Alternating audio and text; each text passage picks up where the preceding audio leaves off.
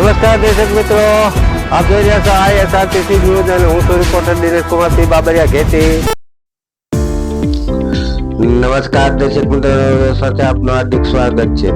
અમદાવાદ ખાતે 12 જૂનની બપોરના 1:38 પર અમદાવાદ નવે ગાંધીનગર કમ્પાઉન્ડ વિસ્તારમાં લંડન તરફ જવા રવાના થયેલ પ્લેન ક્રેશની ઘટના બની હતી. તેમાં ગુજરાતના પૂર્વ CM મુખ્યમંત્રી રૂપાણી સાહેબ પ્લેનમાં બેઠા હતા, જેમાં દુઃખદ ઘટના બની હતી. પ્લેન ક્રેશમાં રૂપાણી સાહેબનું મૃત્યુ થયું હતું. ત્યારબાદ આવતીકાલે સોમવારના રોજ મળતી માહિતી મુજબ તેમના પાર્થિવ દેહને રાજકોટ ખાતે લાવવામાં આવશે ને સાંજના 5 કલાકે તેમની અંતિમ યાત્રા નીકળશે અને અગ્નિદાહ પણ આપવામાં આવશે. અને હું છું રિપોર્ટર દિનેશ કુમાર બાબરિયા ઘેટી.